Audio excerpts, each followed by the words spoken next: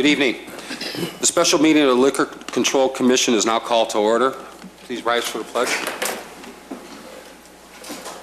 I pledge allegiance to the flag of the United States of America and to the republic for which it stands, one nation, under God, indivisible, with liberty and justice for all. Thank you. Roll call, please. Commissioner Kruger? Here. Commissioner Brady? Here. Commissioner Lang? Here. Commissioner Here? Here. Commissioner Vogel? Here. Commissioner Hein informed the board that he would not be here this evening, and President Argyros. Here. Thank you. I'm Chairman Argyros. Thank you. Oh, I'm sorry. Let's see. 4A, please.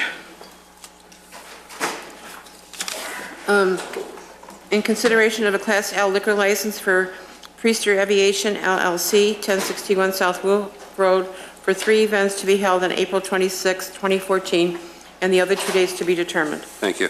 Manager Spondillos. Thank you. As presented in your packet this evening is an event hosted by Priester Aviation.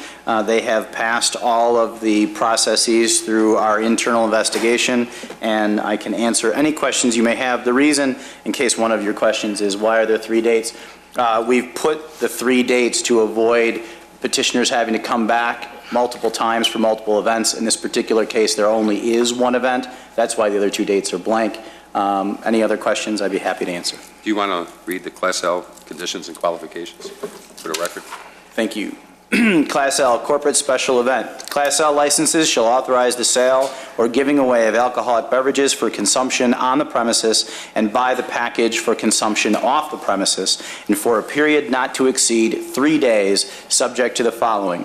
Conditions and qualifications. A Class L license shall be issued only to corporations, partnerships, or limited liability companies for use at a special event where alcoholic beverages will be served, such as company picnics or other corporate functions. Every such license shall be issued in the name of the organization, and limitations. A Class L license shall be issued only for a period not to exceed 3 days, allowing for up to 3 individual special events under 1 Class L license per calendar year, with each individual special event subject to the approval of the village manager in compliance with all other applicable requirements under the village code, including but not limited to all insurance requirements. The holder of a Class L license shall submit in writing to the village manager no later than 14 days prior to the scheduled special event a detailed summary of the special event, including the date, hours during which alcohol will be served or sold, location of the special event, and approximate number of participants, as well as proof that required insurance has been obtained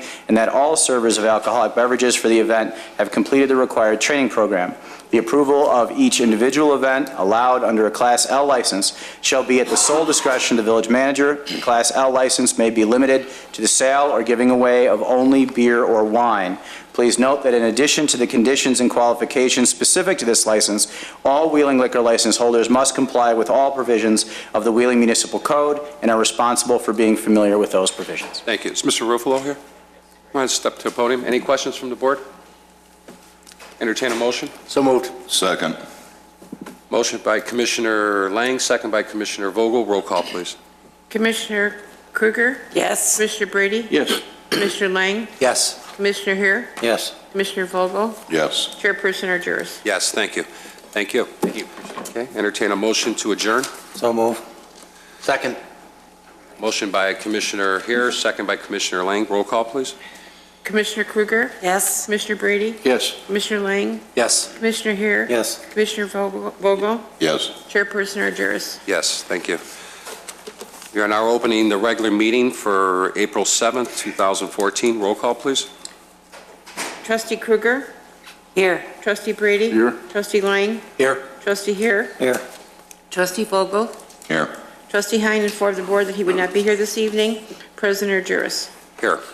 Entertain a motion to approve the minutes for the regular meeting of March 3rd. So moved. Motion by Trustee Brady, second by Trustee Here. Roll call, please.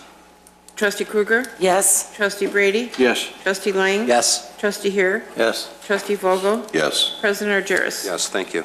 Any changes to the agenda? None this evening. Thank you. Proclamations, Madam Clerk. National Volunteer Week, April 6th through the 12th of 2014.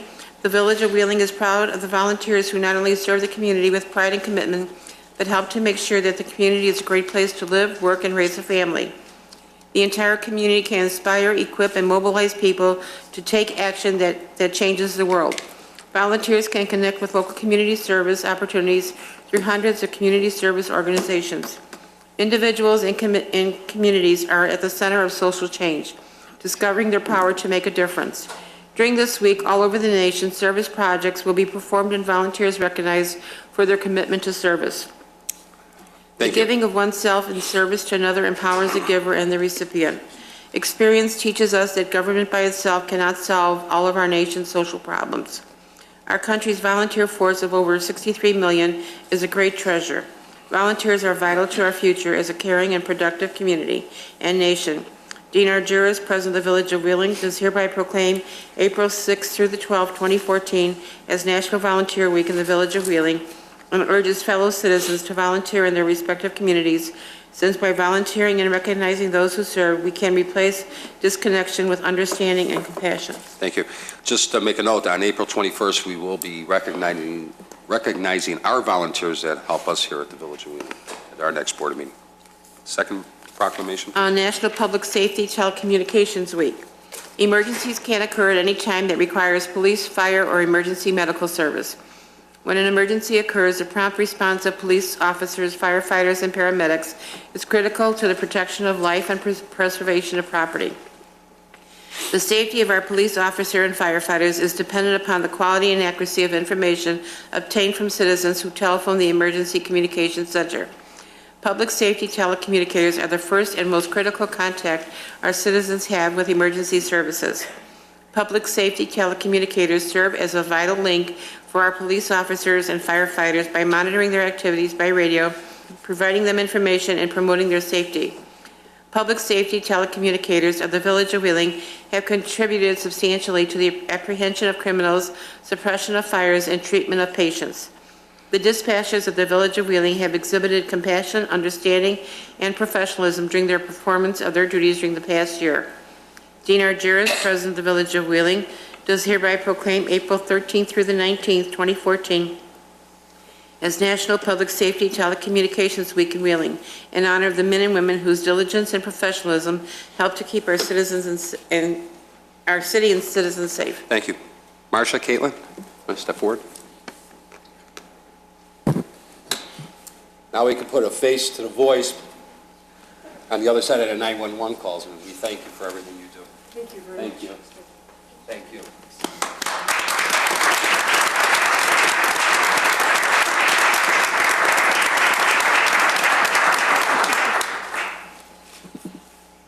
Thanks. Third proclamation. Breathe Deep North Shore Day, April 27, 2014. Lung cancer is the leading cause of cancer death in both men and women, claiming approximately 160 lives each year, including 6,500 in Illinois. Lung cancer is a devastating disease that can afflict anyone, regardless of smoking history, gender, or ethnicity. Lung cancer has only a 16% 5-year survival rate, and funding for lung cancer research lags far behind that of the other less fatal diseases. Breathe Deep North Shore is a 5K fun run, 1.5 to 2.5 mile walk, and balloon launch to unite the North Shore community to raise awareness and crucial funds for lung cancer research.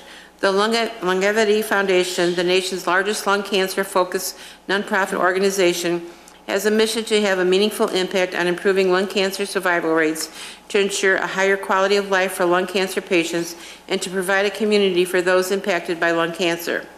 Breathe Deep North Shore will honor the memories of Longevity founders Melissa Zagon and Gail Levy, as well as Alice Bernstein Keefe and others in the community who lost their lives to lung cancer. This event will also pay tribute to Tracy Anderson, Jill Feldman, and others who are courageously fighting lung cancer. The Village of Wheeling demonstrates its commitment by making lung cancer a public health priority, by supporting advocacy work on behalf of lung cancer patients and all those at risk for the disease, and by offering support for all those in our community devastated by lung cancer. Dean Argyris, President of the Village of Wheeling, does hereby proclaim April 27, 2014 as Breathe Deep North Shore Day in the Village of Wheeling and urges citizens to recognize and participate in the event to be held on April 27th at Deerfield High School. Thank you. Ellie, Tracy, want to come on up?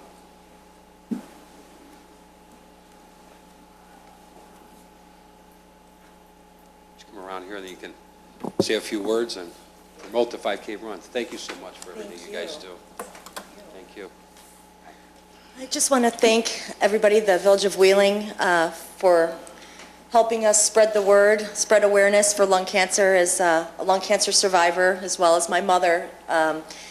It's not the old man's smoker's disease that everybody thinks it is. So this is going to help us to raise awareness and raise crucial funds for longevity.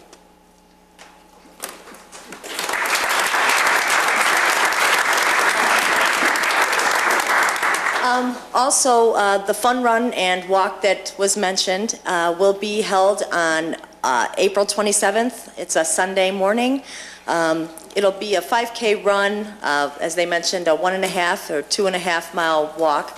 All the proceeds will go to lung cancer research, and you can go to longevity.org/North Shore to register, either join a team that's already established, make your own, volunteer or donate. It would be greatly appreciated. Thank you. Join Tracy's team. Join my team, Yes. the Playmakers. There you go. And we'll make sure we have that on our website and our cable network the next couple of weeks as well. Sure. Okay, thanks. Thank you. Thank you That's again. how it goes. Thanks. Okay, thanks.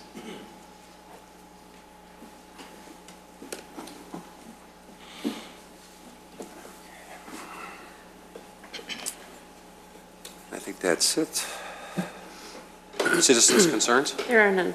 I saw a couple of last-minute ones that walked in, if that's okay. Did anybody want to speak? Or do they want to speak at the, Is it a public, regarding something we have on the agenda or something that's not? Sure. Why don't you state your name and address for the record, please? My name is Joe Zimmerman. I reside at 118 Mayor Avenue here in Wheeling. First off, before I get started with my concerns, I'd like to thank Streets and Sands Department and Tony Stavros.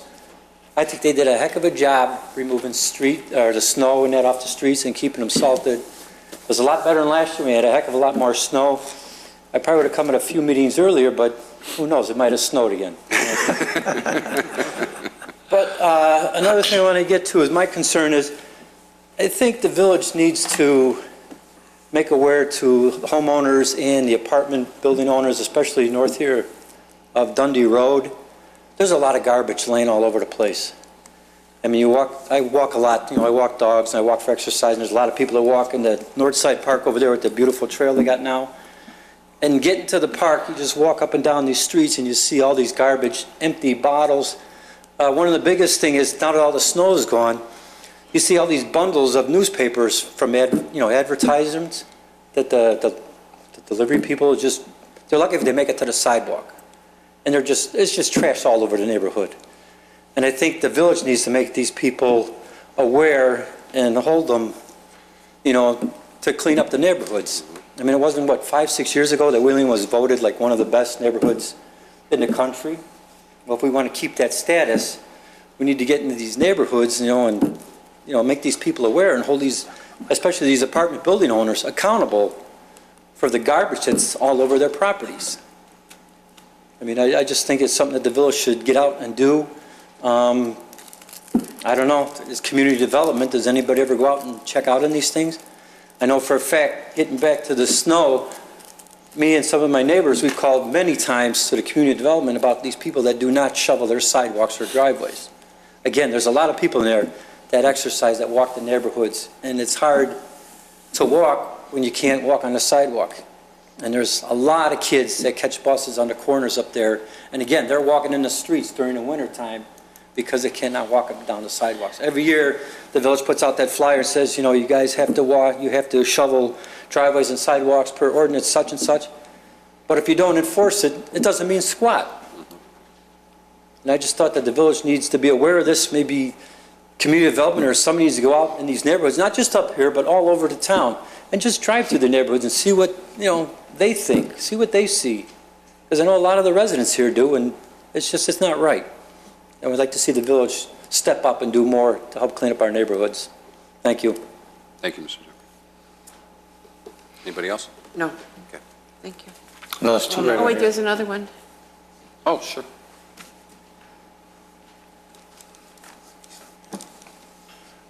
State your name and address, please. Cecil Harold, 1012 Beverly Drive. I wanted to ask the board if it would be possible for them to request from FEMA to look into the base flood elevation for Hollywood Ridge in an effort to try and hopefully get some of the homes out of having to carry flood insurance. Okay. Thank you. Okay, that's it. Okay. Staff reports. I'll go to Mr. Stavros. There was an issue the other day with the London Bridge. Maybe you can just give us an FYI for those that don't travel west and know what's going on over there. What happened?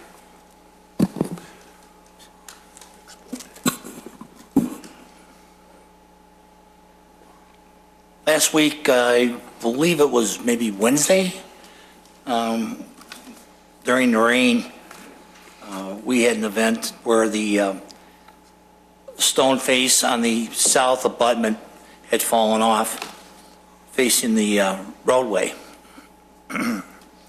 And fortunately, it happened about 9 a.m. in the morning. Fortunately, there was no cars that were hit by the stone.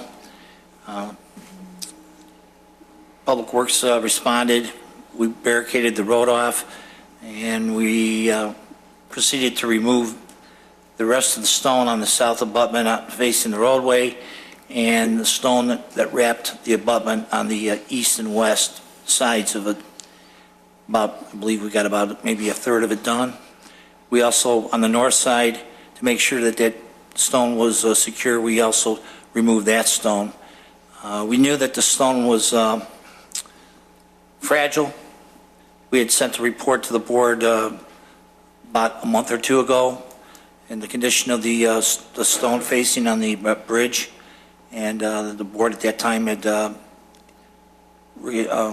it's asked that the community development look into options of demolition to the bridge versus stoplights, which the community development capital projects is doing at this time. Currently, I believe community development is seeking prices for removal of the rest of the stone facing on the abutments, and we'll see what those prices come in at, and either we'll have a contractor remove the rest of the stone, or Public Works will see if we can get it removed. It's barricaded off right now, and it's got chain link fence around it. Okay. Secured. So we're looking for a temporary solution at this point. Once the stone's removed, then it would be, I mean, the bridge itself is solid. It's secured. It's nothing, the bridge isn't falling down. It was the stone facing that was on the abutments. Got it. Thank you, Mr. Stamps. If I can just add to that, staff is proceeding with this as an emergency situation. So once we have the proposals and know what the realistic short-term plan is, I will approve a contract in order to get the work done and then bring it back to the board for ratification. We assume it's going to be greater than $20,000. And if that's the case, then we'll bring it back to the board for ratification at the next board meeting. That's fine. Okay. Consent agenda? All items listed on the consent agenda are considered to be routine by the village board and will be enacted by one motion. There will be no separate discussion of these items unless the board member or citizen so requests, in which event the item will be removed from the general order of business and considered after all other agenda items. Thank you. Any concerns? Entertain a motion? So moved. Motion by trustee Lang, Second. second by trustee Kruger. Roll call, please. Trustee Kruger? Yes. Trustee Brady? Yes. Trustee Lang? Yes. Trustee Here? Yes. Trustee Vogel? Yes. President Argyris? Yes, thank you. 13A. Public hearing relative to the proposed Town Center 2 Tax Increment Financing District. Thank you. There are 6 components of this public hearing. I'll start with number 1, opening statement relative to the history of the proposed Town Center 2 Tax Increment Financing District. Manager Svandelis. Thank you. I'm going to read to you again. Public hearing tonight is in regard to the village's proposal to establish a tax increment financing district to be known as the Town Center 2 Tax Increment Financing District. In accordance with the Tax Increment Allocation Redevelopment Act, the village has taken the following actions on the following dates in regard to the establishment of this TIF district. September 3rd, 2013, approved by motion the preparation of the eligibility report and TIF plan. September 17th, 2013, published the TIF Interest Parties Registry Notice in the newspaper, the Daily Herald. January 13th, 2014, announced the availability of the eligibility report and the TIF plan at Village Board meeting. February 3rd, 2014, approved ordinance number 4829, calling for a joint review board meeting and a public hearing relative to the proposed approval of the redevelopment project area and the TIF plan in relation thereto. February 6th, 2014, mailed notices relative to the availability of the eligibility report and TIF plan to all residential addresses within 750 feet of the boundaries of the redevelopment project area and to all parties who are registered on the village's TIF Interested Parties Registry by first-class U.S. mail. February 6th, 2014, mailed a copy of ordinance number 4829, the eligibility report and the TIF plan, along with a notice of the joint review board meeting and the public hearing to all taxing districts in the Illinois Department of Commerce and Economic Opportunity by certified mail, return receipt requested.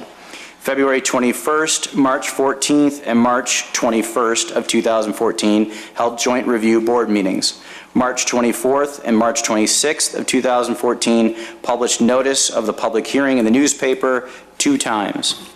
March 26, 2014, mailed notices of the public hearing to each taxpayer of record by certified mail, return receipt requested within the redevelopment project area, and to each person on the village's TIF Interested Parties Registry by first-class U.S. mail.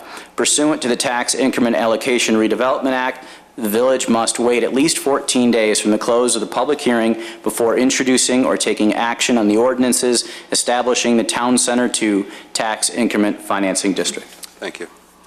The second portion, the overview of the proposed Town Center 2 Tax Increment Financing District and the eligibility study and the redevelopment plan and projects in relation thereto. Mr. Laube, Michael, why don't you come on up?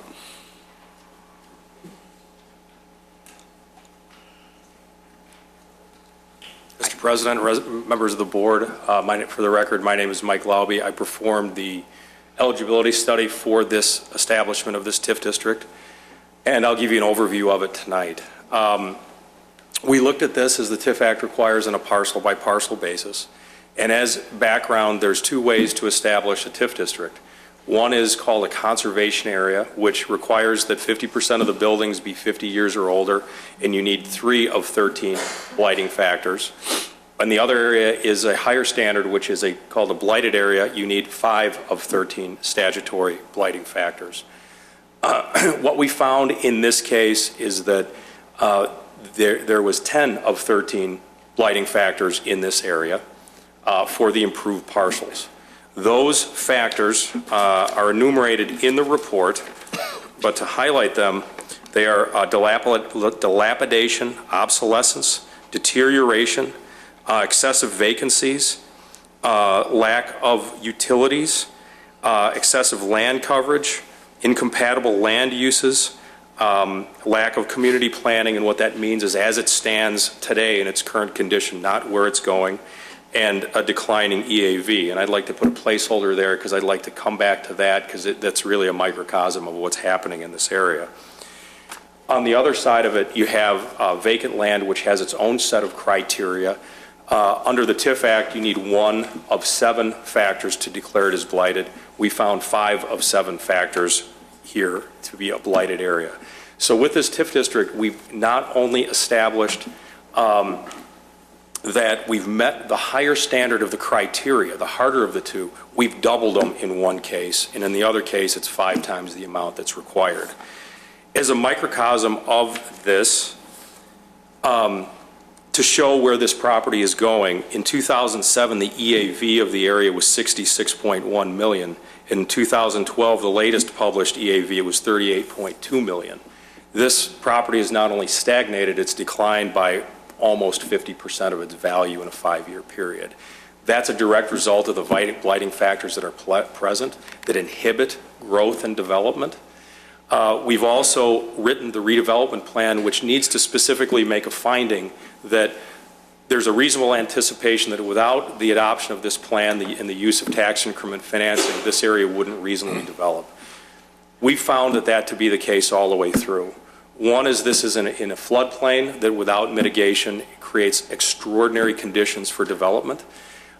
We found that the deterioration and vacancy in the buildings is creating a negative trajectory, if you will, towards development. And without the use of tax increment financing, this area isn't likely to develop. And you've seen that here just in the stagnation as evidenced by the EAVs.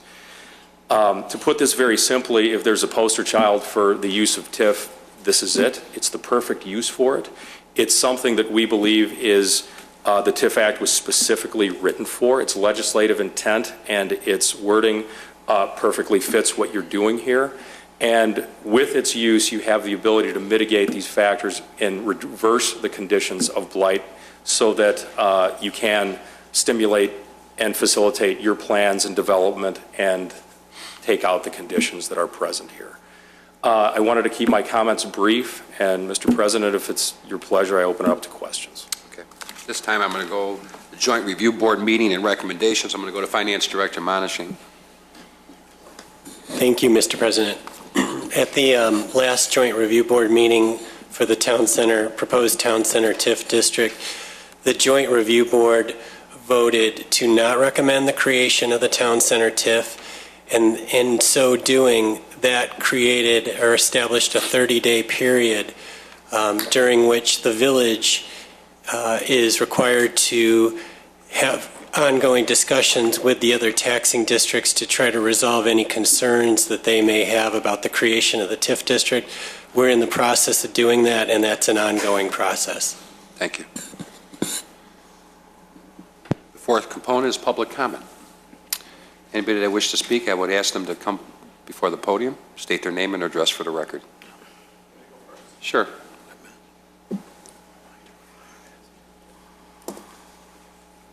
Good evening. Good evening. Thank you for the opportunity to speak this evening. My name is Dan Petro, and I'm here on behalf of the District 214 High School Board of Education. I am its Vice President. We've had a long tradition of working together and collaborating, and our board and your board have been very successful together, and we truly appreciate that. We would like to continue that practice. We have significant concerns over the village's unilateral decision to reset a TIF, matter of fact, 2 TIFs. It is our district's position that a reset contradicts the intent of the General Assembly and could be perceived as a TIF extension workaround. In effect, a TIF reset such as this could never end. You could reset it indefinitely and never be required to go to the other taxing bodies for an extension. We think this would set a bad precedent. We agree that TIFs can be economic development tools. We're not taking any position on the viability of the TIF. That's your position and your prerogative as a village. We're strictly objecting to the way this is being done. It's leaving us out when we should be at the table. We stand with the other taxing bodies here this evening and ask the village to work with all of us to develop an intergovernmental agreement. That's the way extensions have always been done, and that's the way they should be done. We ask that you continue to do that. We are certain, working in partnership, we will be able to put together an agreement the village and all of us can support. Thank you for your past partnerships, and we look forward to this and other future collaborative projects. Thank you, Mr. Petro. Mr. Harrison?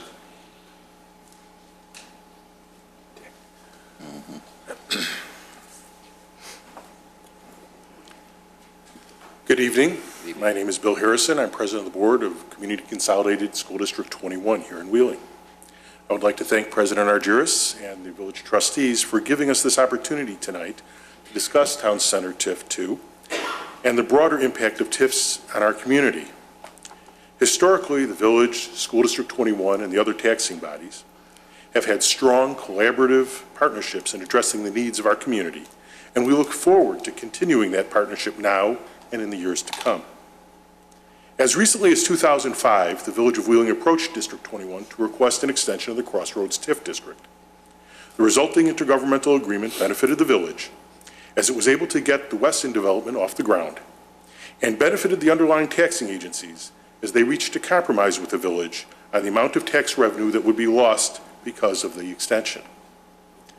It concerns my board and the boards of the other taxing bodies that this successful process that we followed to reach the 2005 intergovernmental agreement is not being replicated now.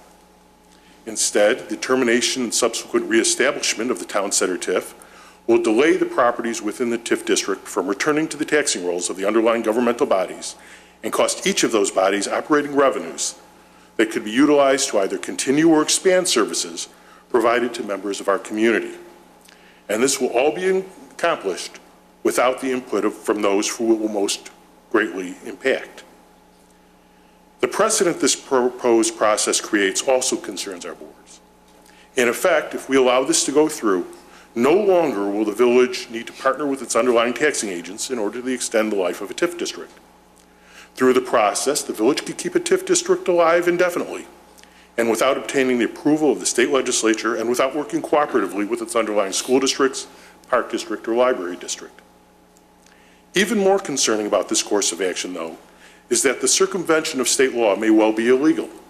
The underlying taxing bodies have previously provided you an attorney opinion letter that supports this conclusion.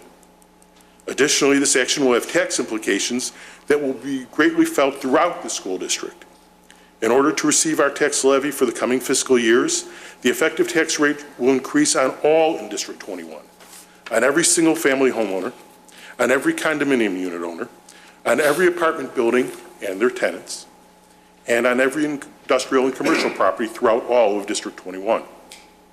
By partnering together, we are confident we can find a solution that will promote revitalization and growth within the village, support the missions of the underlying taxing bodies, and protect taxpayers throughout the broader community. We look forward to working with you again, as we have done successfully in the past. Thank you. Thank you. Anybody else?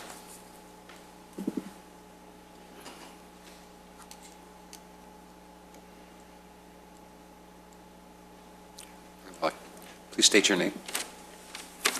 Evening, Mr. Chairman, trustees. My name is Wally Salganic. I'm president of the Indian Trails Library Board. Like the other groups who serve our residents, we have enjoyed a cooperative relationship with the Village of Wheeling. The impact of resetting the TIF district will affect the TIF, will affect the school district, park district, and library district at different levels. We understand that TIFs can play a vital role in securing economic growth and development for a community. We applaud our village leaders for their vision. Our goal, like those of other taxing bodies, is to provide superior services to the residents we serve. Having the tax burden shifted to those who are not in the TIF district for the expected life of the TIF will limit ours and our fellow districts' abilities to maintain the level of service of our residents. Expect one that elevates the status of Wheeling as a community of choice. We continue to believe this situation can be resolved in a way that will provide a positive outcome for all parties involved, and I ask the Village of Wheeling to work with us and other taxing agencies to create an intergovernmental agreement that will allow us to maximize the value of the envisioned growth of the Town Center project and to be a framework for new ventures and partnerships in the future. Thank you. Thank you. President Pecca.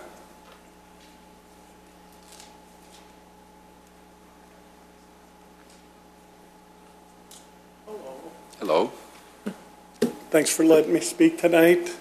My name's Keith Pecca, president of Wheeling Park District, and agree with, not to be redundant about what the rest of the taxing bodies said. However, we agree with what the other taxing bodies have said tonight.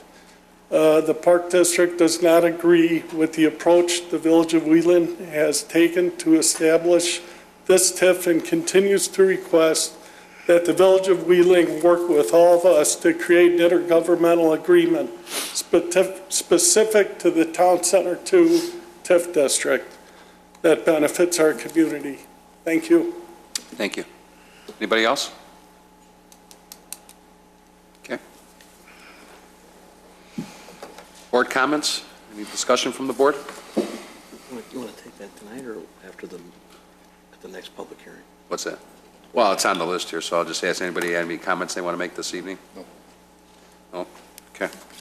Then I'd like to entertain a motion to continue the public hearing to May 5th, 2014, as part of the regular village board meeting. Entertain a motion? So moved. Second. Motion by trustee Vogel, second by trustee Brady. Roll call, please. Trustee Krueger? Yes. Trustee Brady? Yes. Trustee Lang? Yes. Trustee Hare? Yes. Trustee Vogel? Yes. President Argyris? Yes, thank you. 13B. Resolution repealing resolution number 03114, adopted June 23, 2003, and adopting procedures and an application process for consideration of requests for approval of Cook County Class 6B real estate tax assessment classification. Thank you. Economic Development Director John Malantafi, please. Thank you, President Argyris. The Cook County Board recently approved 2 temporary additions to the Class 6B property tax incentive, and staff has reviewed those 2 variations of the incentive program and requests that the related information and recommendations be looked at by the village board. Basically, the program, there's 2 programs. One is called TERM and the other is called SIR. And for those of you who are not familiar with Class 6B, it's designed to encourage industrial development throughout Cook County by offering a property tax incentive for development of new industrial facilities, the rehabilitation of existing facilities, and industrial structures, and the industrial reutilization of abandoned buildings. The goal of the Class 6B is to attract new industry, stimulate expansion and retention of existing industries, and increase employment opportunities in Cook County. The program reduces property taxes by 60% for the first 10 years of the incentive and 40% for the 11th year and 20% for the 12th year. The staff is recommending that the TERM program, which is similar to the standard Class 6B with special circumstances, which has been approved in the past, that the TERM program does not require a change of ownership, and the TERM program is not renewable at the county level, nor does the village does not allow renewals of Class 6B. They were designed to have a finite life, and the village passed a resolution a number of years ago about that. The board also, Cook County Board also instituted this SER program for industrial properties that would not be considered abandoned, and we as a staff we do not recommend that, seeing that we have 13.5 million square feet of industrial properties in the village. We have 82 applicants that have gone through the Class 6B program in Wheeling over the years, representing nearly 4 million square feet of industrial space, and approximately 30 of those incentive terms are currently active. And so these properties, to qualify, they must obtain municipal support, and they must meet the following conditions. It must be new construction, substantial rehabilitation, or abandonment. And after our staff reviewed these 2 programs, we recommend that the village board Excuse me, I just want to we would like to increase the fee for the application fee to $750 to allow for inflation and remain attainable for small businesses and mid-sized businesses. And in consideration of the economic environment in the village and the Class 6B applications, that the property owner only have to prove that or occupy 51% of the property. We had a higher goal originally, and so we're going to go along, or recommending that the village board go along with the county program, that they initially occupy 51% of the property. And our objective is to recycle these vacant buildings. Previously, they had to be vacant for 2 years. And so with this new program from the county, they're mandating that they only have to be vacant for a year. So that is our staff recommendation to the board. Okay. Trustee Kruger, do you have something? I did. Thank you. I have a question about I'll start with the fee. I think the fee was $600 since 1991. That's correct. And we're going to up it $150? That's what we are suggesting. But we certainly, the fees vary throughout the metropolitan area from nothing up to $5,000. Exactly. So I think that if this is an effort to maintain competitiveness amongst our, I think we're being too lenient.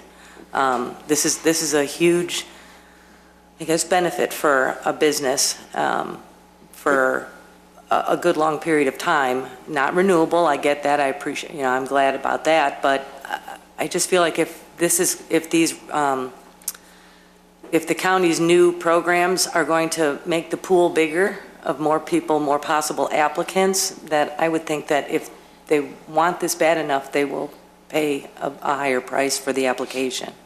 That's very true. And there's also staff time to review these applications. If we have to hire a consultant, obviously the applicant would be responsible for that. But just our staff time alone could certainly justify a higher fee of $600, and we were at $750. It certainly could be higher to cover our costs, the village's costs. So we can look into certainly changing that price. And my next question would be, these are all changes that were brought to us by the county, right? So these are a la carte. We don't have to take all the programs. Is that what I'm getting? That's correct. The two programs that I mentioned, the TERM and the SIR, are two new programs that will only run till the year 2018. So they're somewhat temporary in the applicant's ability to apply for them and meet the eligibility requirements. So they're short-term, and they are basically a response to the economic conditions that we've been through. And one of them actually adds a hardship factor for some of those industries if they're at risk of closing and so forth. But many companies could go ahead and try to apply under hardship. And we just think that that increases the burden on all the other taxpayers in the village. And so staff is not recommending the SER or the SIR program. Thank you. You're welcome. Trustee Brady? There's a big difference between an empty factory sitting there for years and somebody occupying that tax-wise. So if we can't get these buildings filled, taxpayers are going to lose anyways. So it behoove us to take these incentives that are graciously allowed us to use for the county and use them.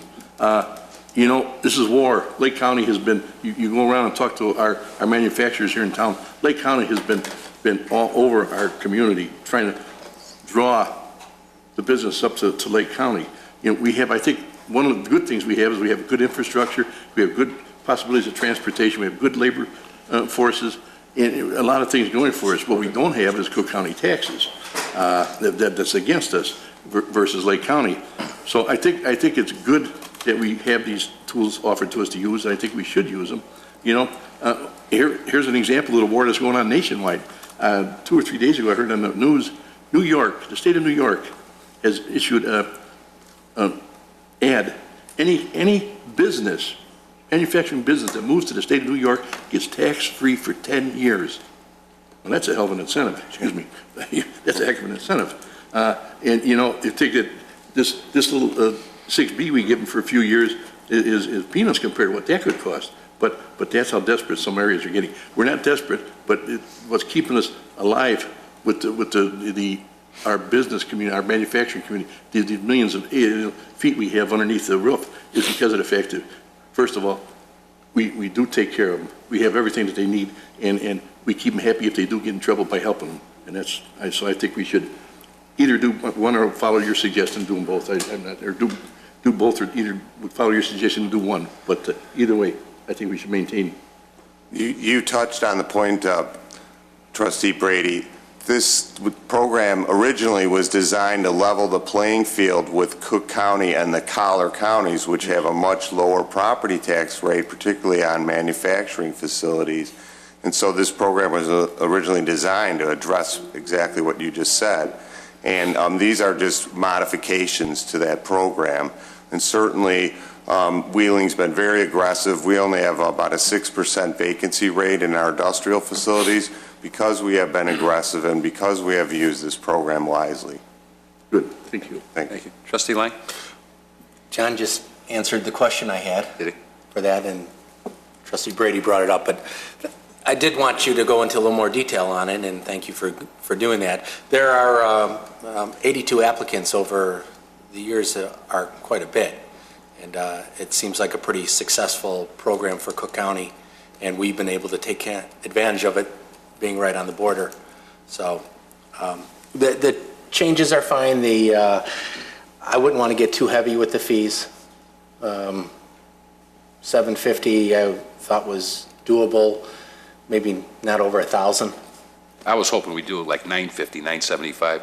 We do have attorney's cost on this thing. It does take a lot of staff time. And more important, we're outsourcing, with the attorney and stuff like that and paying for their time as well. So let's price it out in average what that would be and not get too crazy with Oh, no, with I'm fees. not looking to make money on this thing. Yeah. I'm looking to recoup some money here. So I think that neighborhood of $950 is probably more than fair because you see the packets. They're 200 pages Right. long when we get them, if not more. So thank you. It's a lot of work. Thank you. Trustee Vogel? Yeah, I agree. I think we should just set this up to recover our costs and take advantage of it when we can. I've got a couple questions. You mentioned we've had 82 applicants. Is that 82 applicants that were successful in receiving the exemption? How many did we have that we turned down? Do we know offhand? My understanding is, again, I've been here since last April, so barely a year, or just short of a year, and it's probably under 5 that did not meet the eligibility requirements and were rejected. But we have over 30 right now that are active Class 6B recipients. Okay. And we've never renewed? Never is a strong word. I know that in 2000, the village passed a resolution which would not allow Since the that time. renewals of an existing Class 6B because when the applicant receives it, they realize that the 6B has a finite life, and we, as a village, determined that providing renewals was not the best economic course for the village. Good. I was just up in Madison recently in tax court, and I had a break in between cases, and I went off and went into another courtroom, and there was actually, they were not sure what the intent of the trial was, but it had something to do with the fact that it was a case against the state of Illinois, state of Wisconsin against the state of Illinois, and Wisconsin was suing Illinois for actions that were detrimental to the business atmosphere. And apparently there was some advertising going on with Wisconsin down here. Come visit us. We're tax-free. We're a tax-free state, and which is a total lie. And anyway, there was a lawsuit going on between the two states over it. So they really are. They're digging Yes. And not only them, but Texas, if you follow it in the news, Texas has tried to draw some of our larger industrial clients up here, and every state is trying to pull it away because of the climate here. So I think this is great that they've extended the capabilities to get this 6B. So I think we had to, again, keep the fees down and use it to our advantage. Thank you. Trustee here? Yes, thanks, John. I have no problems with it. I also, too, would like to keep the fees where they're not gouging them, and stay aggressive. I know you've been doing that, so thank you very much. Thank you. Well, I like to propose the $9.50 fee. I think that's more in line to where we need to be, based on some of the numbers I got from staff, cost-wise. And let's be honest, it's been pushing 30 years almost, or 20-some years, since we ever did an increase on this. Just like to make note, we're a very fortunate community here that I think helps not just the Village of Wheeling, but its taxpayers as well. We got almost 14 million square feet of industrial base here. That is huge compared to our neighbors to the west. Arlington Heights, that has maybe 4 million. These are huge opportunities here for all of us. It creates jobs. We have less than 1 million square feet of industrial space that's available compared to Elk Grove or other communities that are huge industrial bases. Our numbers are pretty good. And I applaud our entire staff, not just economic development, but CD, PW, the fire department, that we've had the mentality here to be aggressive, be proactive, and help the businesses that want to come here and stay here. But the biggest thing is retention. And we've had the philosophy the last couple of years is to have that retention mentality. What can we do to help? John and I recently have been knocking on doors of some of the good businesses here in town that want to stay in town or possibly looking to expand in our town versus looking at other options, honestly, a half a mile north, which is Lake County. We lose these guys. We have big shell boxes that come off the tax rolls that are just killing us. And a good community is when you could create jobs, create a good tax base, and have a good working relationship with our industrial base. So we are a unique community. We talk about TIF districts, we talk about commercial, we talk about big box stores. Well, when they leave, that hurts communities. They depend on that sales tax dollars. We're very conscious on what we're trying to do with the other taxing bodies. We're keeping these businesses or having these businesses come in, and I know, and I'm excited, and I'm at liberty now to talk about, but we have some dynamic businesses from South Chicago that are looking to come here, from some other areas that are looking to come here, from our neighbors that are looking to come here. So this is a good environment for us, and I'm proud of that, and I want to continue the good work with our staff and the support of the board on doing that. So it helps all of us. So I just wanted to make that point. But I'll entertain it. Well, let's just do a concession. Is everybody okay with the $9.50? It's probably more in line where we need to be. Trustee Brady? Yes. Trustee Kruger? Yes. Trustee Hare? Yes. Trustee Vogel? Yes, as long as it covers our costs. Sure. Trustee Lang? Same. And myself, yes. So I entertain a motion. So moved. Motion by Trustee Second. Brady, second by Trustee Vogel. Roll call, please. Trustee Kruger? Yes. Trustee Brady? Yes. Trustee Lang? Yes. Trustee Hare? Yes. Trustee Vogel? Yes. President Juris? Yes, thank you. 13C. Ordinance amending Title 16, Chapter 16.2, Section 16.2010, backflow prevention device of the installation of backflow prevention devices. Thank you. Director Janik. Thank you, Mr. President.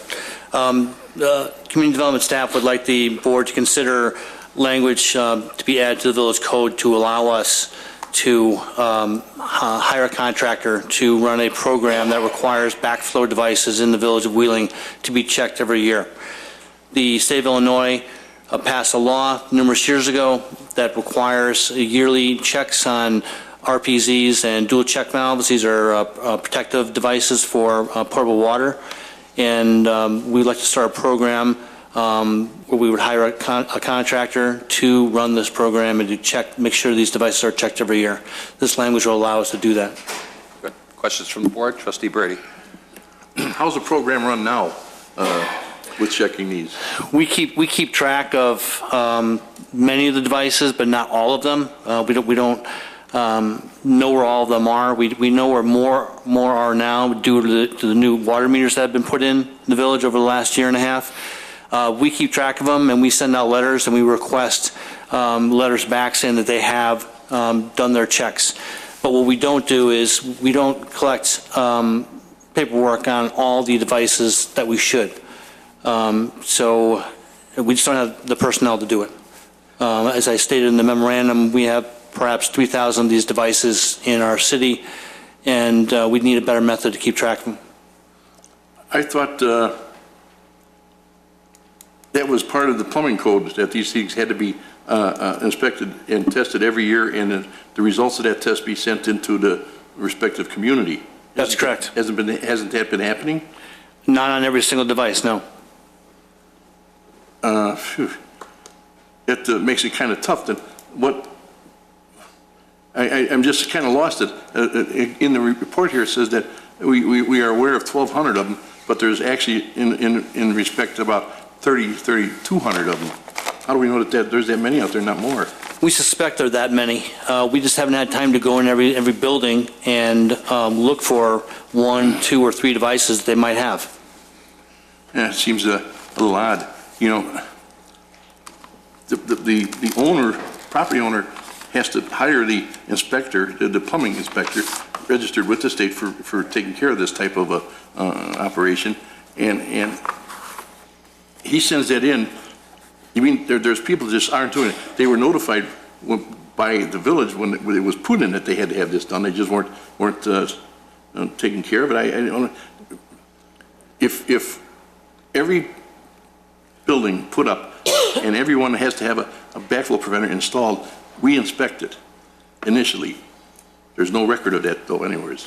No, we have records of it, but some of these buildings were done at a time where the backflow devices were not put in, or they've added lines where they have not installed additional backflow devices.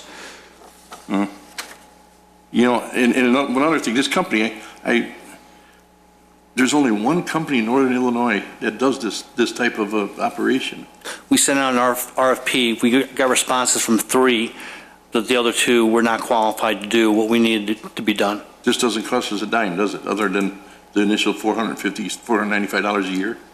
The $495 a year, and then if for some reason they can't get compliance, then we would have to spend money with our people to provide them with tickets and then take them to adjudication. But we're hoping that after their first year or 2, that will drop. In the contractor agreement, it says that in the event any part or parts of this ordinance shall be found to be unconstitutional by a court of competent adjudication, such unconstitutionality shall not affect the validity of the remaining parts of this ordinance. I don't understand what that means. In other words, these people are off the hook, but they just keep collecting their money, or what? I don't understand. If this is unconstitutional, is the contract void? Well, I don't think I'd attach a contract to this, so I think we're talking about is the language for our village code right now. Jim? We can terminate this relationship if we wanted to. We can. We're amending the code to allow for this to occur. We can stop this action from occurring if we have an issue. If it doesn't work out, we can go back to Mark's current method of monitoring devices. You know, if it's unconstitutional, it's gone. You know. Yeah. One last thing. We spend a lot of money on computers and programs here. I'm surprised that we don't have, especially now that we're getting into the water billing is being done more or less automatically. Why we can't devise a program on a computer that lists every one of these backflow preventers and make sure that if they're not, the certification isn't put in every year, a bell goes off. Well, Trustee Brady, it's not as simple as just making a program. You have to, a lot of people don't want to comply with code. The state of Illinois creates mandates such as this, and we just don't have an opportunity to vote on that and request either they do or they don't. They come up with code requirements. We need to abide by it. And if we have to abide by certain things and we have X number of people, one computer model is not going to be able to go out to these sites and make sure that they do what they're supposed to do. Part of what this company is going to do is to actually build the database for all the devices, hopefully in the city, which then they'll run off of and continue this year by year. But sending out paperwork, mailing stuff, making people abide by code. It's not just a computer. It takes people. It's face-to-face contact numerous times. So they're at their cost, they're going to go out and find all these delinquent backflow preventers? If they have to, yes. So at their, they ain't going to cost us nothing? Well, it depends. I mean, they're going to send out requests, and they're going to go out. They don't expect to go out to every single business. They'll probably need some of our help, but part of it is building the database. But there's, actually, all commercial properties are supposed to have RPZ valves. That's right. They're supposed to. So, some don't. Some businesses don't. Some were built at a time where they weren't required to have them on there. But they are required now, so they'll have to put them in anyway. That's correct. Well, as long as that's all it costs is $495 a year, I guess go ahead and do it. Okay. Trustee Lang? So typically, businesses have these backflow prevention valves. What about residents? Anything? Yes, residences do when they have irrigation systems. They're required to have RPZs, double check valves. So some residences in Wheeling will be required to be in the same program. Okay. So there are some residents who may not even know they have this valve. That it's a valve. It's a piece of hardware. It's very large. They will know if they have it. Every time their sprinkler system gets shut down for the winter, it needs to be taken off. Also, if they have a fire suppression system, they're going to have a valve on there as well. Okay, so it kind of narrows it down to a specific use of one. That's correct. Something like that. Okay, and you have records of who has sprinkler systems and. That's correct. That's relatively recent implementation of our code, so we have that. Okay. Okay. All right. I'm fine with the. Anybody else? As well.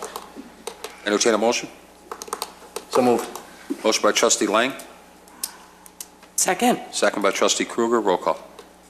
Trustee Kruger? Yes. Trustee Brady? Yes. Trustee Lang? Yes. Trustee Hare? Yes. Trustee Vogel? Yes. President Argyris? Yes, thank you. 13D. Resolution accepting a proposal from RJN Group Incorporated for engineering services for flow monitoring and inflow and infiltration analysis. Thank you. Director Janik? Yes, thank you. This is a consideration of a contract with the engineering firm to do a flow monitoring analysis on the Village of Wheeling sewer pipes. This will be sanitary sewer pipes.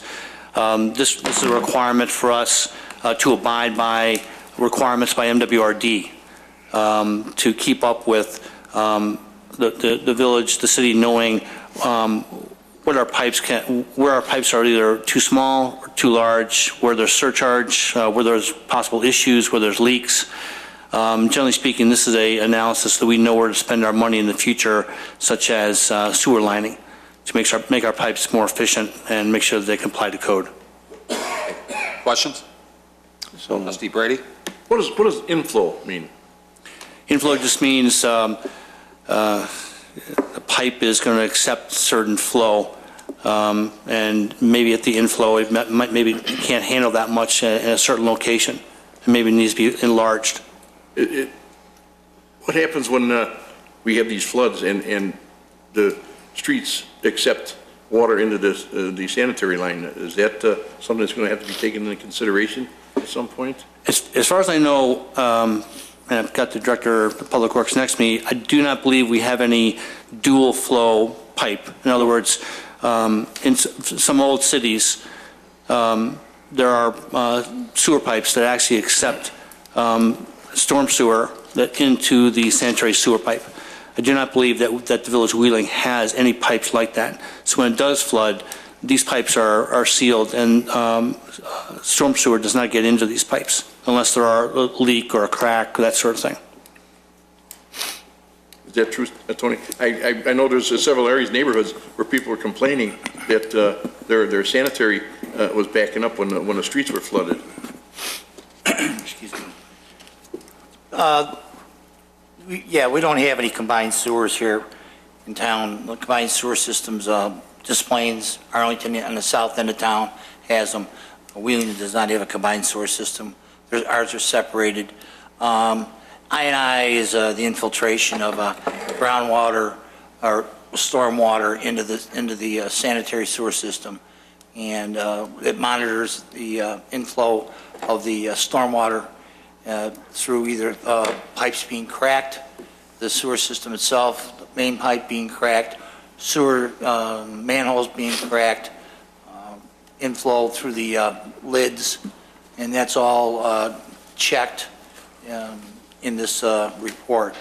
And then we go back through there, and then they seal the manholes, and they line the sewers that are need to be lining.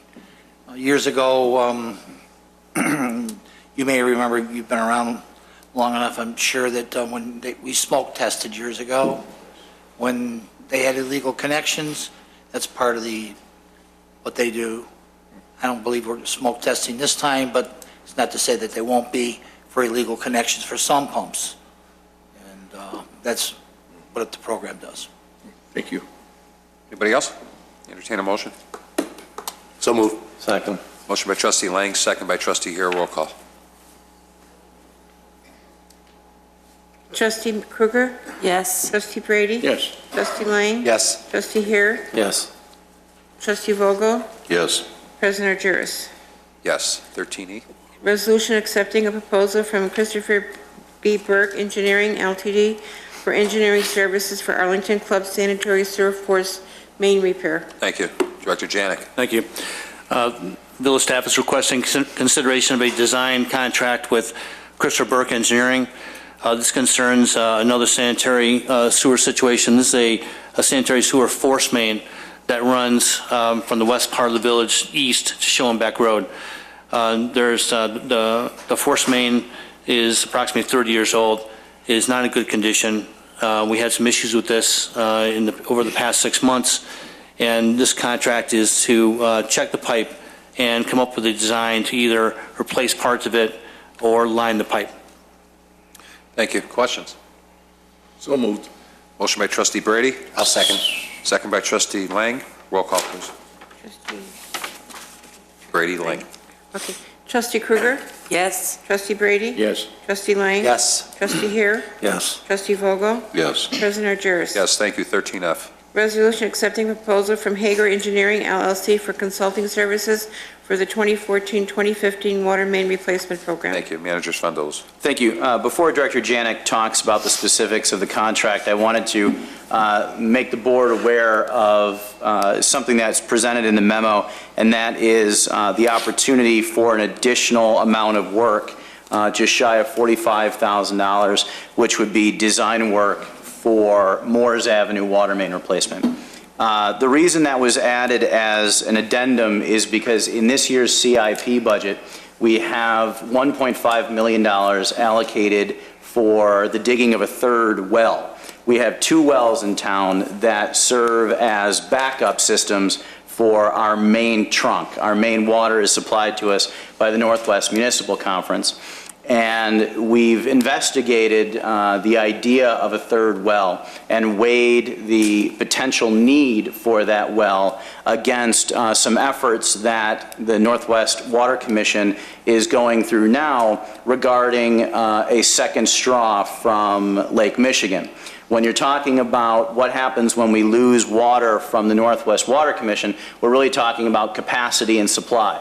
How much capacity do we have from a storage perspective, and then what kind of supply? They were talking about electricity, we're talking about our ability to push water to our residents. Our 2 wells have both been rebuilt within the last 4 years. So we know that the 2 that we have are functioning and that they're checked annually, but that they've been rebuilt within the last 4 years. This is substantial because these wells are 30 years old. And we also know that those 2 wells provide 77% of our average daily use. So last week, Director Janik, Director Stavros, myself, the village engineer, and the utility superintendent met with staff at the Northwest Water Commission and discussed really, where should we focus our efforts here? What is their opinion on whether we would need a third well? Everybody in the group supported the idea that it makes the most sense to hold off on digging a third well until we can decide what is happening at the commission. Because if the commission can provide us a second straw, we have everything we need, capacity and supply coming from two different places. So we have the third prong, which is redundancy, and that's always, you know, the key factor here. So since we know that the two wells that we have are functioning, we know that they support our average daily use now, should we ever lose water from the Northwest Water Commission, all of us feel comfortable that that third well at this point is not necessary. I bring this up now because, as I said, in the CIP there is $1.5 million allocated for that third well, which we now are asking to use to expand our water main project, which makes the most sense in the professional opinion of myself and the CD and Public Works directors. If the board agrees, we would ask that you make a motion to approve this contract with the $44,800 additional design work for Moores Avenue. And then just to put it out there, the $1.5 million that we would now use for additional water main work would not be lost. So this is not our only opportunity to talk about a well. That money is, the CIP is just a programmatic kind of thing. It's a placeholder. So if we decide next year that a third well is necessary, it's easy enough to just allocate, scale back on our water main projects in order to afford to pay for a third well. That's the worst case scenario. So with that background on the well, I would ask then Director Janik to talk about the contract itself, and then we can answer any questions. Can I ask you a question on what you just said now? Mm-hmm. And we've taken into consideration, I assume, all of the future development, like the Wicks property and across the street, for those two wells are going to handle all of that? Yes. Okay. Thank you. Director Janik? This contract is that's being proposed for your consideration is with Hager Engineering. We had 4 bidders for this work. Hager was the lowest bid. We've worked with Hager numerous times in the past. We've had good success with them. This contract, total contract, comes to approximately $165,000, I believe. The total length of pipe, including the Moores Avenue, would be almost 9,000 linear feet of pipe. Typically, we would have been doing this work in 2015. Most of it will be done in 2015, but because, as village manager indicated, we have some funds that have been freed up, we're going to try to get some of this work done this year and then the balance next year. Moores Avenue, just as an aside, we've had some problems this winter with the water main on Moores Avenue. Moores Avenue is also part of our street program this year, so this is actually good timing. We've had issues with the pipe. We're going to replace the pipe, and then we're going to do the road work right afterwards. Thank you. Questions? Good job. Director Stavros, Director Janik. Looking at the need here, there was 4 major water main breaks over the winter over at Moores. I mean, that part of town over there with the infrastructure is very old, and I know it's been nothing but Band-Aids, Band-Aids after Band-Aid over there. And to recognize that problem, there was a good job on behalf of staff and say, hey, what can we do to get something as a temporary fix? I mean, a permanent fix, not a temporary fix like we've been doing over there. So good job on thinking a little bit out of the box there. Entertain a motion? So move. Motion by Trustee Hare. Second. Second by Trustee Kruger. Roll call. Trustee Kruger? Yes. Trustee Brady? Yes. Trustee Lang? Yes. Trustee Here? Yes. Trustee Vogel? Yes. President Juris? Yes. 13G. 13G, ordinance amending Title 21 signs of the Wheeling Municipal Code, docket number 2014-5. Thank you. Director Janik. Thank you. These are changes tonight being proposed by the staff, approved by the Planning Commission, changes to Title 21 signs. There's a variety of different topics relative to the sign code that are being proposed, landscape requirements for freestanding signs, freestanding signs for multi-tenant buildings, exempt signs, temporary signs, and signs for businesses that allow video gaming. This has been Planning Commission at various times, updates code, does public hearings. All that was done in this case, unanimous vote, and it's up for your consideration. Thank you. Questions? Mr. President. Mr. Janik, I have a question. Several people have stated about Market Square with their signs on the side of the building. I know that doesn't conform with our village ordinance. The village, I know, is aware of it. What's the status of that at this point? The status of those signs is the property owner received a ticket of noncompliance from village staff approximately 10 days ago. After 1 week, we provided them with a notice for adjudication. It's what I would call a ticket for adjudication, but it's a request to appear before the village at the adjudication that we hold here every 2 weeks. At that time, the property owner will have the opportunity to state why his signs are still in existence.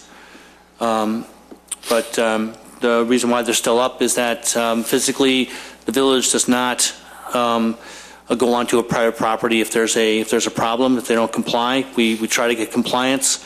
We provide tickets, citations, and we have a certain process that we go through.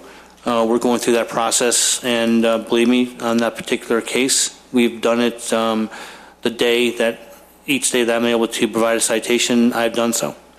And I appreciate that for the people in TV land that are watching. I think that's one of the problems that we have is the process appears to be too slow.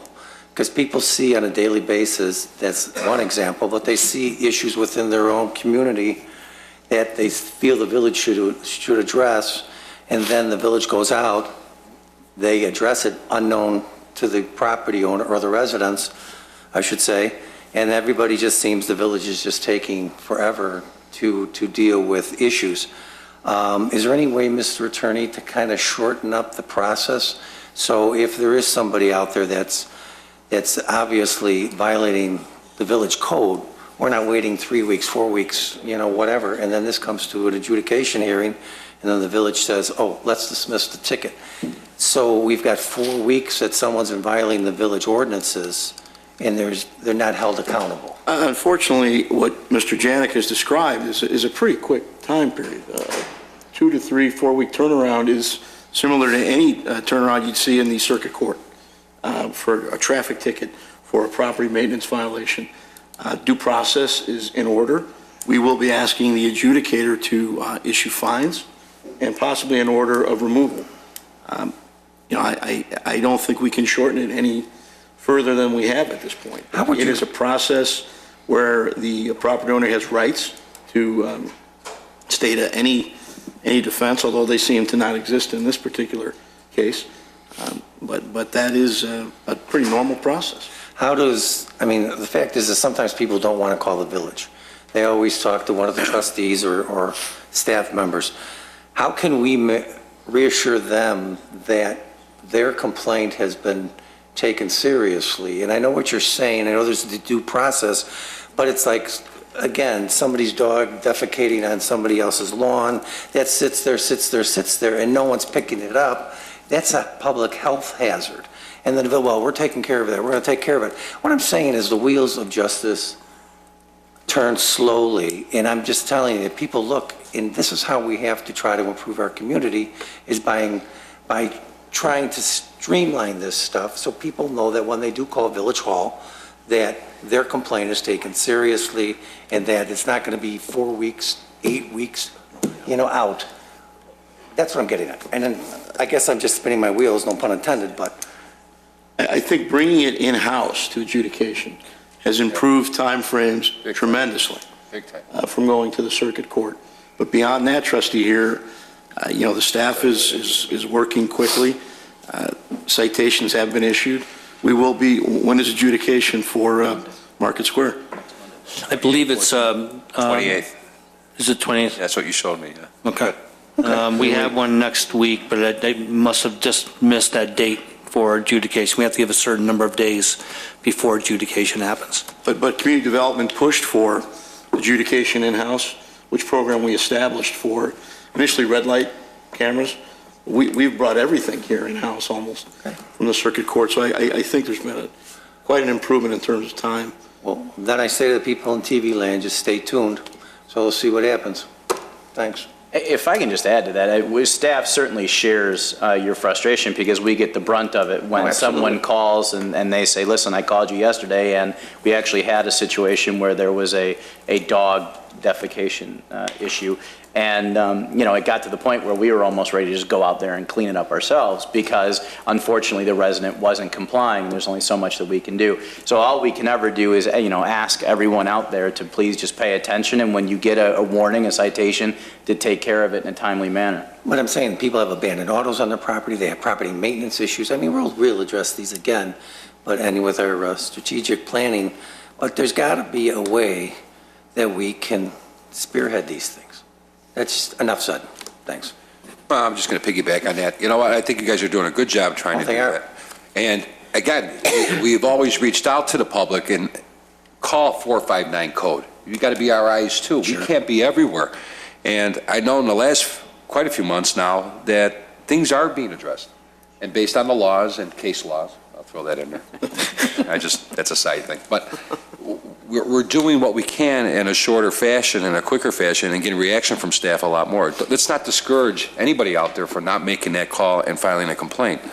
Please do, because it's important. Mm-hmm. You brought up some good points tonight, Mr. Zimmer. Yeah, we've been hearing plenty of that regarding the sidewalks not being shoveled and other things as well. And we are addressing it to the best of our ability and always trying to think out of the box on how we can come up with new laws or different ways to address those things. So I think we have been proactive, but let's not discourage the public from not making that call thinking that we're not going to do anything. We are doing something, and we want to continue to do more. So, thanks. Anybody else? Trustee Brady? Just one. On the new ordinance, on page 2, under section 3, you've taken the multi-tenant type buildings, i.e. shopping centers, and you've scratched out the multi-tenant buildings, which could be a multi-tenant industrial condo complex or something. What are we doing with that section when it comes to these multi-tenant industrial buildings, as far as the signs go? I didn't have time to read the whole thing. I don't think we're exempting them from signage or anything like that. I think maybe it's a situation where it's just taking some words out that maybe weren't necessary. It's not meant. I think that when it says multi-tenant building, it can be industrial, it could be commercial. Okay. All right. Anybody else? Entertain a motion, please. So move. Motion by Trustee Hare. Second. Second by Trustee Brady. Roll call. Trustee Krueger? Yes. Trustee Brady? Yes. Trustee Lang? Yes. Trustee Hare? Yes. Trustee Vogel? Yes. President Juris? Yes, thank you. Official communication, Trustee Lang. Well, I was going to mention, everything gets mentioned tonight. The Market Square sign as well, and I see it's fully taken care of. Can we go into that again? No, thanks. Anything else? Nothing else, thanks. Trustee Brady? Two things. Would it be possible to get our packets earlier than Thursday night? No. No? Because you ain't giving us any time to read all this information, seriously. The issue becomes we don't have time to put it together. Thursday afternoon is really pushing staff to get it completed and out. That's really is early. We got to do something, change our routine, because it's not fair that those of us sitting up here that have to make the rules and make the laws don't get enough time to read it and understand it, especially if it's a weekend and you're going someplace. What, do you have to take it with you when you go downtown to a show or something? It's not. The Plan Commission changed their rules years ago on getting these packets with enough time to study them. The Plan Commission has an easier task than you simply because they don't have the time-sensitive nature that the board does. Certainly, if the board says get it done sooner, we will have to find a way to do it. I will tell you that Thursday afternoon is already quite a challenge when you consider that leaves a work week of Tuesday and Wednesday. We're at a meeting Monday night. So if that's a directive, we can make it happen, but I can tell you it's not an easy task. You don't make these these things that go on the agenda aren't just appearing Tuesday morning for you to get organized and put on. These have been going on for weeks, ready to put on. Can't you get staff and all the people involved in these things to turn in their information sooner? I can tell you that we are stressed to the point of a Thursday afternoon deadline. They're putting a lot of stress on us, too. And like I say, what I don't like is the fact that, some of these things are a little complicated. You have to have time to read them. Sometimes you have to read them 2 or 3 times to truly understand what's going on. And not having enough time isn't any easier. So I want you to look at it. I don't know what the rest of the board feels like, but I feel we should have a day or 2 more. Well, maybe have John talk with your staff, and maybe the only difference is you're going to possibly piecemeal the packet versus getting it all at once. And I don't know if you want to go with that, unless you have, like, Title 21 sitting there for a week, you want to send that on, but that's the only fear that I have in trying to push things till Wednesday or Tuesday. And I understand what Trustee Brady is, because we're pressed for time to read some of this stuff, but you're going to get piecemeal. You're going to get stuff on Friday. I'll tell you right now, on Thursday. It's going to happen. The PC had that problem for a long time. They never got everything on Friday. A lot of times it was sitting on the dais when they got to their meeting on Thursdays. So, I don't know. Talk to your staff and figure that out. What else, Ken? Secondly, one other thing to piggyback on what Mr. Zimmerman said about litter in town. This will be the 3rd time I've mentioned the fact of waste management in the front of their facility there, especially the forest preserves across the street. I mean, it is a nightmare. Bags hanging from the trees, boxes in the forest, and when you say it's getting cleaned up, you call the county, they send the guys out, they go 10 feet off the road, and that's how far as they go. All this stuff is hanging on the trees. We've got to get something in there to clean that up, or make them get something in there to clean that up. We are doing that, and in fact, we discussed 2 weeks ago the deal points of a renewal with Waste Management for our franchise agreement, and one of the things that we're getting back to them with is a further understanding of their responsibilities to clean up their facility. So we are tying that into the contract renewal just to put more emphasis on the fact that they have to abide by the village code. They promised us that their trucks would be better covered as they left there, heading up north where they dispose of this stuff. And secondly, if you wait any longer, the trees are going to have leaves on and say, everybody will forget about it until next fall when the leaves fall off and here's all these garbage bags hanging from the trees like we're decorating for holidays or something. Let's get this done, please. Especially in this part of the town where everybody's coming in and they got to look at that.